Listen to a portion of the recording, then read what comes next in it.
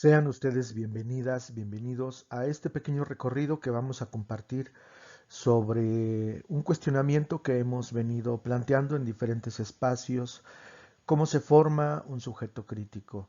Es una pregunta compleja, dado que habría que considerar diferentes aspectos desde la planeación, la intervención y la evaluación en el contexto educativo.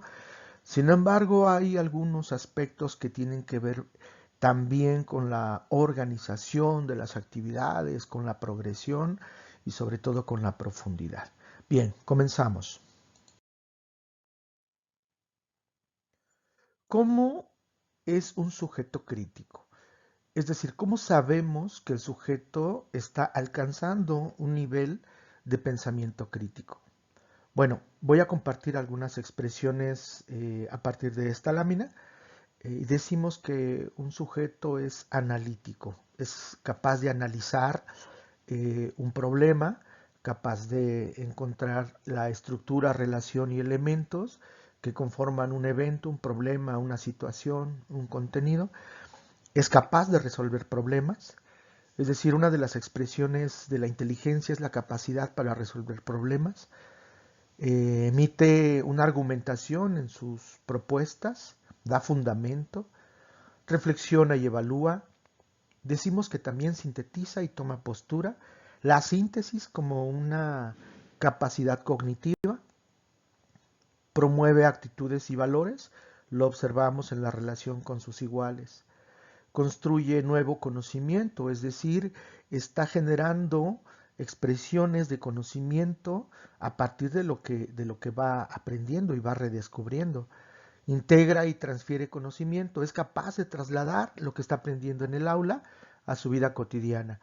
Aprende a ser y a convivir, mejora su relación en su comunidad, mejora su relación en su familia, expresa conocimiento emancipador en el sentido de la pedagogía crítica y expresa un conocimiento directivo. Ya acotaremos sobre estas dos cuestiones. La pregunta es, ¿cómo sabemos que estamos llegando a este nivel de formación crítica? A partir de las referencias que hemos mencionado anteriormente en la que estamos caracterizando a un sujeto crítico, vamos ahora a ver una tabla en la que podremos observar las secuencias desde diferentes perspectivas y referencias pedagógicas. Observa, por ejemplo, en los procesos cognitivos. En los procesos cognitivos identificamos una ruta de lo simple a lo complejo, en donde lo literal nos permite recuperar información, identificar información, es un proceso sencillo. La parte interpretativa nos permite generar inferencias, ya estamos utilizando conocimiento previo, generando supuestos, pero es en este estadio donde generamos un proceso de reflexión y evaluación. En esta área, en la parte superior, es donde nosotros podemos emitir una postura, tomamos una referencia sobre los hechos y la argumentamos, en donde emitimos una fundamentación de nuestros dichos.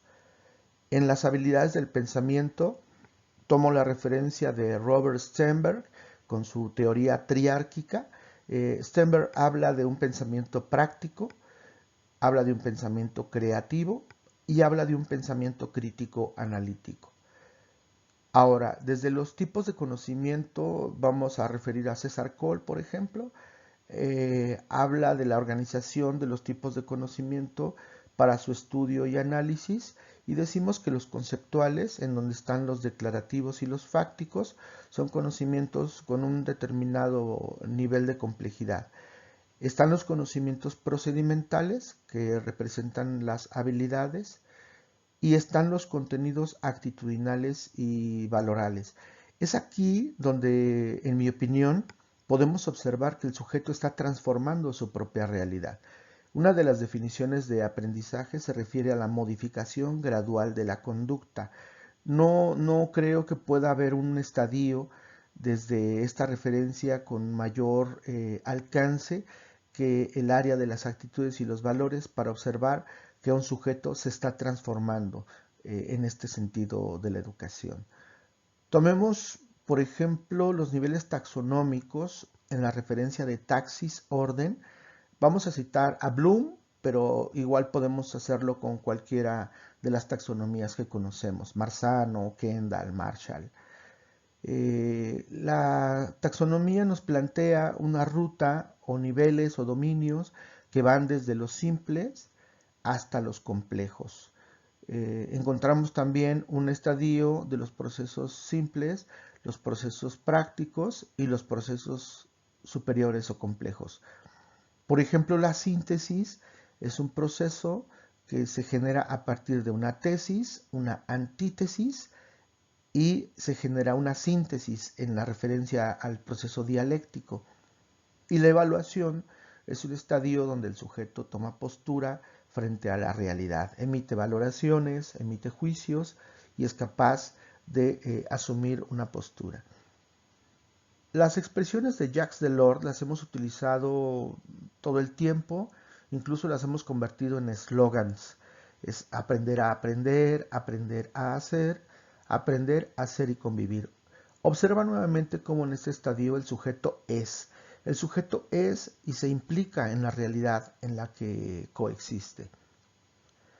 Aquí hay una secuencia metodológica que te pido no pierdas de vista, porque a partir de esta estructura, que va de lo simple a lo complejo también, vamos a identificar los momentos en los que el sujeto, a partir de toda una experiencia y lo que está viviendo en un proceso de enseñanza y aprendizaje, es capaz de generar integraciones, conclusión y transferencias. En las transferencias podemos encontrar referencias hacia cuando él logra trasladar lo que está aprendiendo en el aula a su realidad inmediata.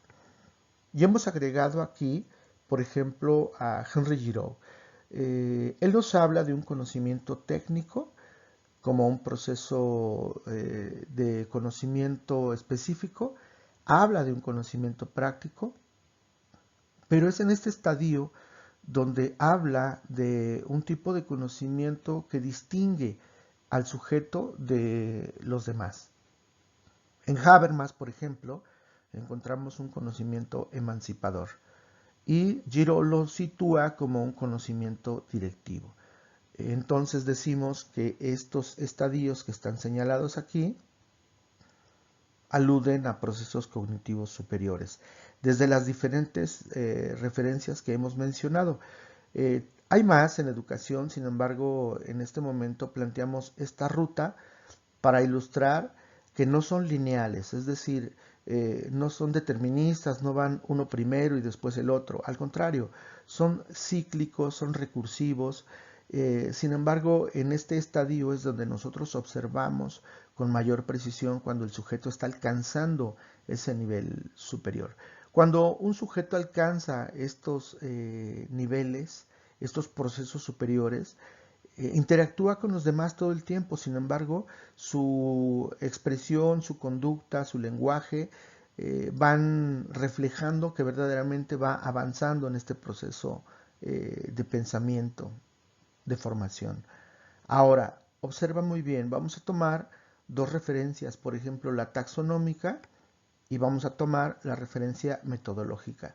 A partir de esta relación entre taxonomía y metodología, en las siguientes láminas vamos a explicar un ejemplo de cómo se alcanzaría un proceso cognitivo superior a partir de una intervención.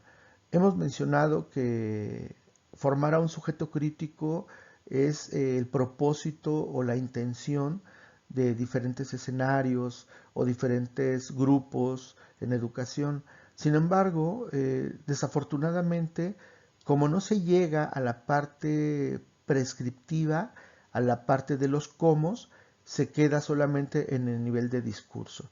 Ahora vamos a observar un ejemplo y no pierdas de vista estas transiciones.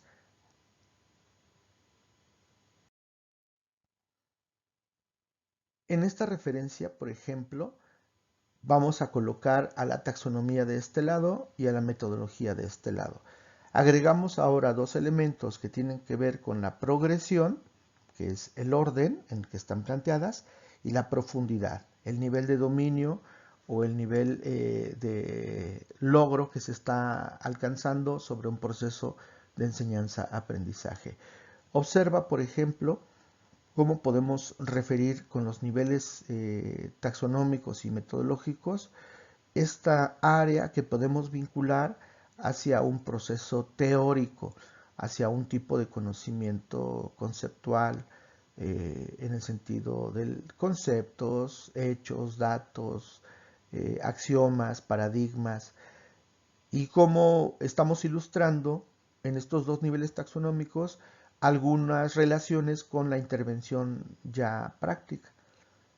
En esta segmentación identificamos los niveles en donde se usa el conocimiento, donde se está aplicando en una realidad específica, y la relación igual desde el punto de vista de la metodología, aludiendo a la parte procedimental, y podemos reflejarla en esta ruta hacia los tipos de conocimiento. Es en este estadio en el que estamos reflejando la parte compleja, es decir, la capacidad de síntesis y evaluación a partir de la conclusión, integración y la transferencia. Observa muy bien la parte metodológica porque nos interesa mucho trasladar ahora este esquema más específico hacia un ejemplo de profundización. Aquí estamos desagregando cada momento de la metodología de intervención y solamente lo mostramos de manera general a reserva de que en las partes de la planeación y los desarrollos de las situaciones de aprendizaje vamos a ahondar en estas explicaciones. De momento observa cuántas posibilidades para la explicación, cuántas posibilidades en la parte de las estrategias que podemos utilizar para la ejemplificación. Observa la ejecución basada en un enfoque activo de aprender haciendo, la retroalimentación como un proceso personal, uno a uno, en el sentido de lo que cada sujeto necesita. Y esta parte es fundamental porque la conclusión e integración genera posibilidades de profundización, en el sentido de lo que el sujeto alcanza a integrar, a significar. Y la transferencia como esta posibilidad de trasladar a la realidad, decíamos, lo que se va aprendiendo. Muy bien, ahora observa el esquema siguiente en donde vamos a observar la profundización. Imagina que tú vas a preparar la intervención de un contenido o un tema determinado. Tienes un aprendizaje esperado a partir del cual vas a organizar este contenido. Este espacio representa un parámetro o un espacio-tiempo, le llamamos, en donde vas a organizar el contenido para alcanzar un aprendizaje. Tienes un parámetro 0, un parámetro n, es decir, en el espacio-tiempo, esto podría representar una clase, una sesión completa, un proyecto de una semana o un proyecto de 15 días o más allá en el tiempo incluso, proyectos a mayor escala. Sin embargo, el espacio-tiempo del momento 0 al momento n siempre tiene una secuencia, una serie de pasos que lo organizan.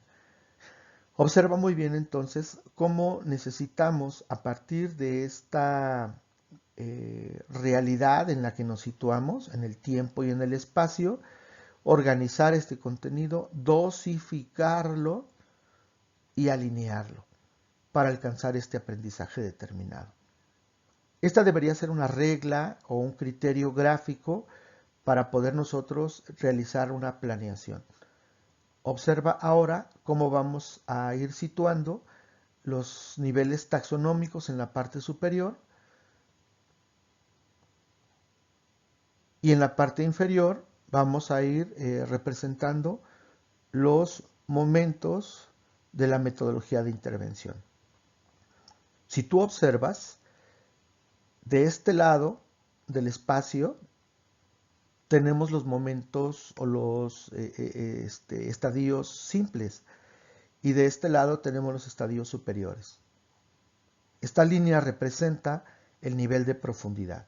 Entonces, observa muy bien, si tenemos un contenido determinado, que tenemos que trabajar en un tiempo determinado para alcanzar un resultado determinado, es fundamental que tengamos las guías para poder saber si estamos llegando a la profundidad, a la significación, al dominio de este contenido tema para lo que propusimos en el aprendizaje específico. Decimos entonces que cuando el proceso empieza, este espacio-tiempo comienza, el docente, que está señalado aquí, ocupa el mayor protagonismo.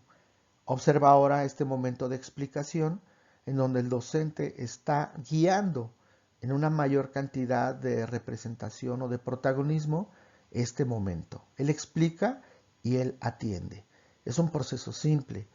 Sin embargo, conforme va avanzando en la intervención, él modela, observa lo que va pasando. Cuando esto sucede, en los primeros momentos del espacio-tiempo, decimos que el estudiante tiene una mayor dependencia del docente. No ha logrado la autonomía ni la autogestión. Pero conforme avanza, en el momento de la ejecución o la intervención, el docente va cambiando su intervención, el estudiante va adquiriendo un mayor papel protagónico. Aprender haciendo significa también ir asumiendo la autogestión y el autoaprendizaje, y observamos cómo conforme va avanzando en la parte de la intervención, si es guiado en función de la profundidad, el estudiante tendría que ir generando los procesos que están de este lado, representando entonces una menor dependencia del docente, y observa en este estadio de la transferencia cómo el estudiante estaría alcanzando esta independencia en el aprendizaje. ¿Qué pasaría, sin embargo, si nosotros no consideramos esta línea de la profundidad y el docente solo explica y ejemplifica? Observa esto en el esquema. Si esto sucede, el estudiante no está alcanzando más que niveles de ejecución y operación. Observa. Es el docente en la dinámica cotidiana, si llega hasta este momento, explica, pone un ejemplo y deja tarea. Observa, explica, deja un ejemplo y guía una tarea a partir del aula o el libro de texto, y el estudiante se queda en un nivel de operación en el que no alcanza la independencia. ¿Y qué pasaría, por ejemplo, si el docente organiza una sesión, acuérdate el espacio-tiempo, o un proyecto en el que va cuidando alcanzar la profundidad en orden, en una sistematización y eligiendo las estrategias adecuadas para cada momento? ¿Recuerdas la tabla anterior? Hay estrategias para la explicación y para cada uno de los momentos de intervención. Observa este espacio entonces, que es lo que nosotros queremos proponer en un momento de planeación para alcanzar un nivel crítico.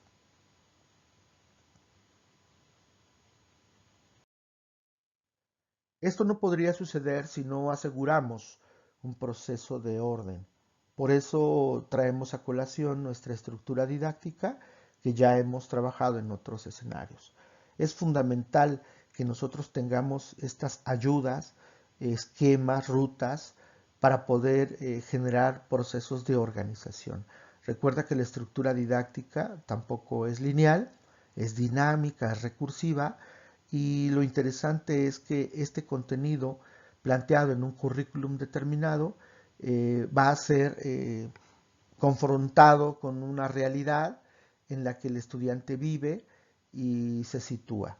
Utilizamos los momentos de planeación, la intervención y evaluación. Si tú estás de acuerdo, los ejemplos anteriores nos tendrían que ayudar a cambiar el sentido de una planeación en función de una profundidad, la intervención en un proceso de aprender haciendo y la evaluación en congruencia con estos dos aspectos. Ahora, agregaríamos una referencia de planeación. Tendríamos que generar entonces situaciones de aprendizaje en donde el estudiante tenga que resolver estos conflictos cognitivos para alcanzar esa profundidad, ese nivel experto, ese nivel de dominio. Sin embargo, esto no podemos lograrlo si seguimos solamente utilizando los primeros niveles de intervención metodológica. Recordamos, los primeros niveles son la explicación, la ejemplificación y la ejecución.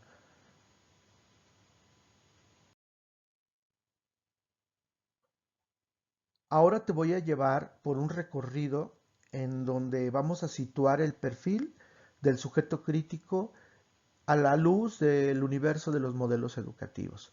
Es un recorrido breve, pero importante para saber cuándo en un modelo educativo, en su diseño, en su cuerpo, se declara el perfil del estudiante técnicamente hablando. Es importante conocerlo, pero también es importante saber qué posibilidades tenemos nosotros para poder intervenir en consecuencia. Vamos entonces. Vamos a suponer que en estos momentos ya tienes en tus manos toda la serie de documentos que fundamentan el nuevo modelo educativo llamado Nueva Escuela Mexicana. De hecho, ya hay una fecha para junio en donde se presentarán los planes y programas de estudio, de acuerdo a un cronograma oficial.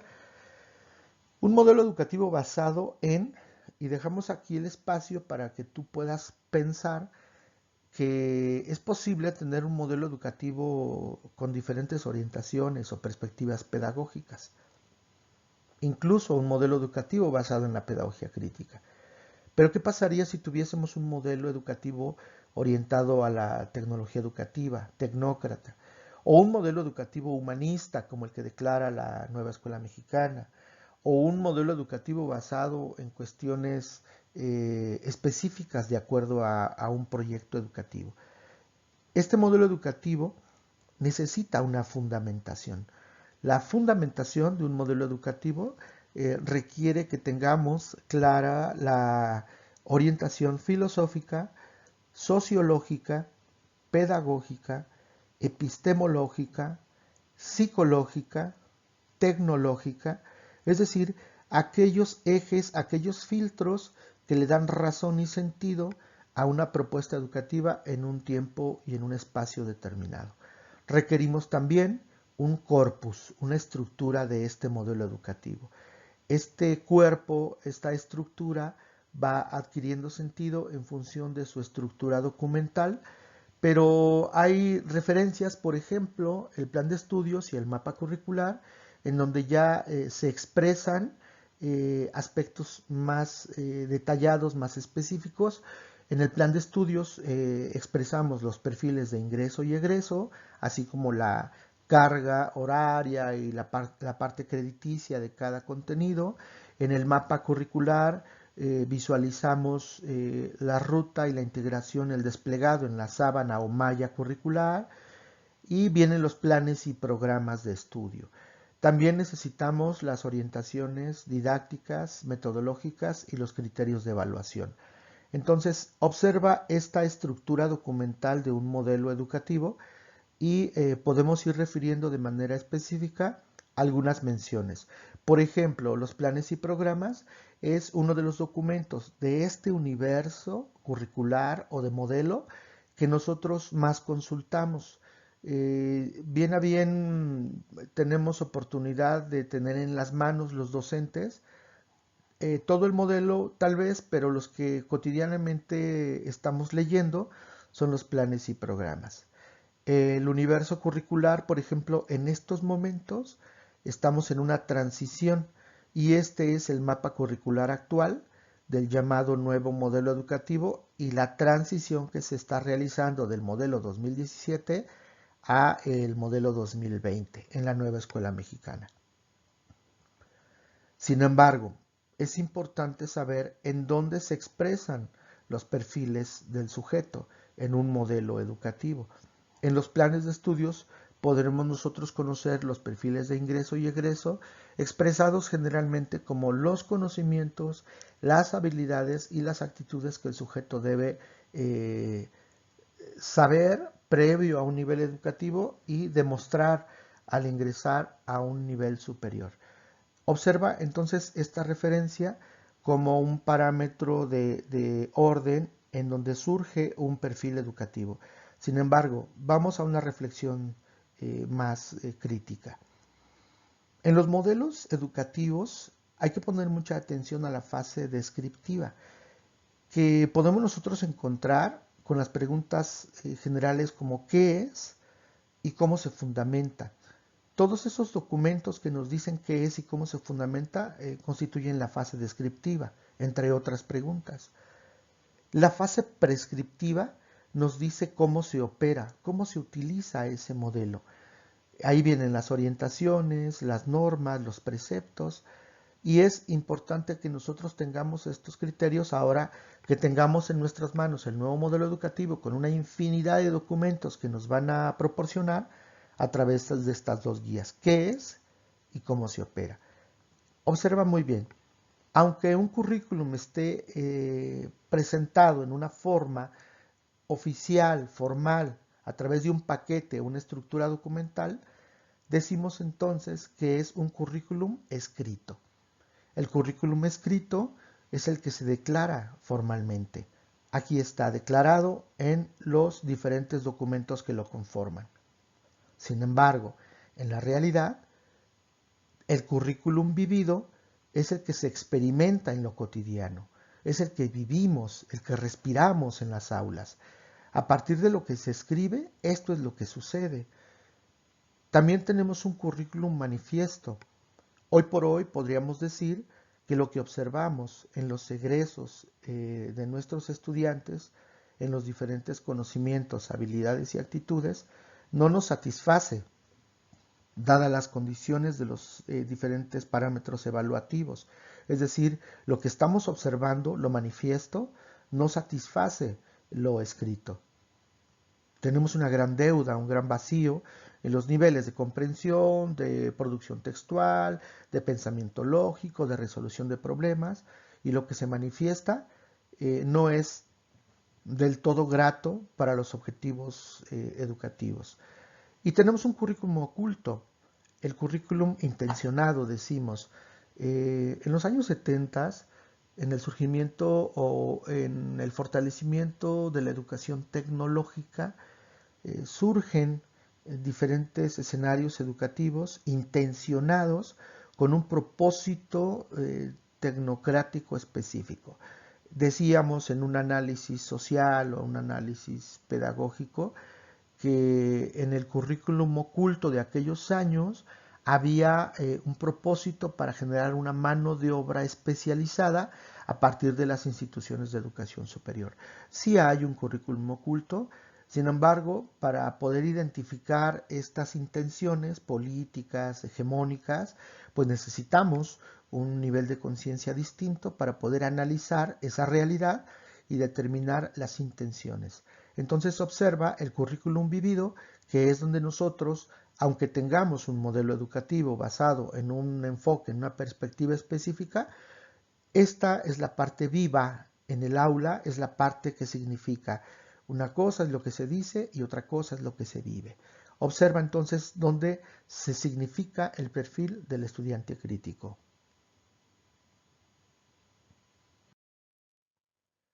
Bien, observa ahora cómo este perfil de un estudiante que emerge de un modelo educativo que está declarado trasciende en función de la relación que tiene cuando va avanzando de un nivel educativo a otro.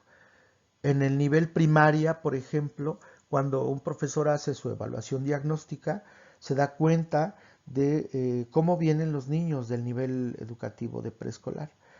Y seguramente que habrás escuchado algunas expresiones en el sentido de la maduración que traen en las habilidades comunicativas, en la lectoescritura o la maduración para la lectoescritura, etcétera. Pero ¿de qué se queja un profesor de secundaria respecto a las habilidades, a los conocimientos y a las actitudes que tienen los estudiantes en su primer año de secundaria? Estamos hablando de los mismos procesos.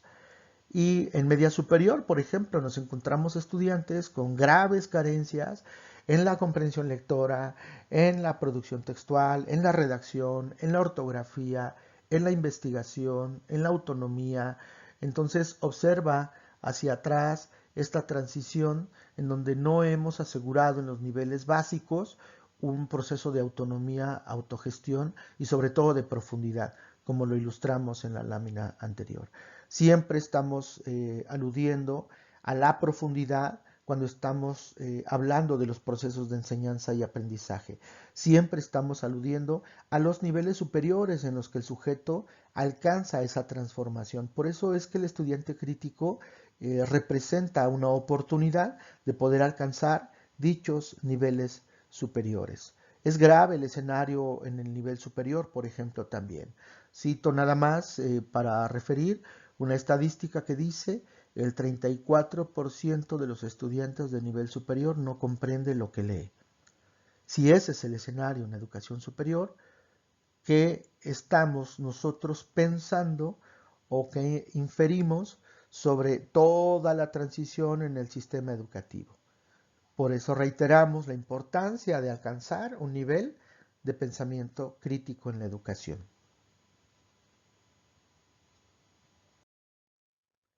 Muy bien, para ir cerrando esta pequeña charla recorrido, quiero compartirte algunas reflexiones. El enfoque pedagógico crítico necesita un currículum específicamente diseñado desde este enfoque. ¿Qué opinas? En el supuesto de no contar con un currículum diseñado desde este enfoque, ¿es posible orientar pedagógica, didáctica y metodológicamente el proceso de enseñanza y aprendizaje desde este enfoque?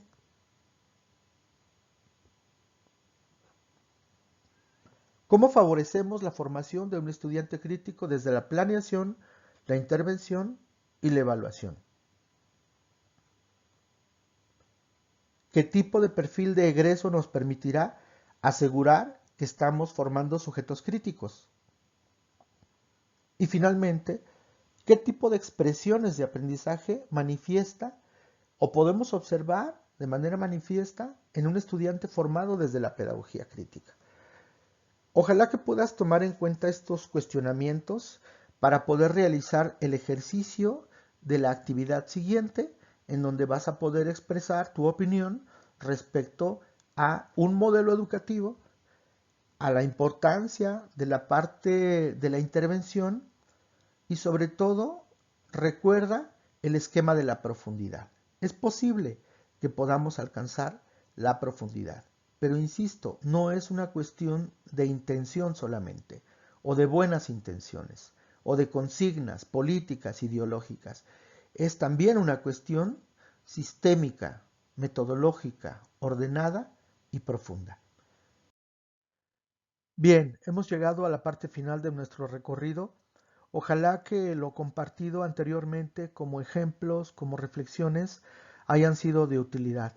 Más adelante entraremos con herramientas más concretas y ojalá que podamos ir construyendo un escenario distinto. Hasta vernos otra vez.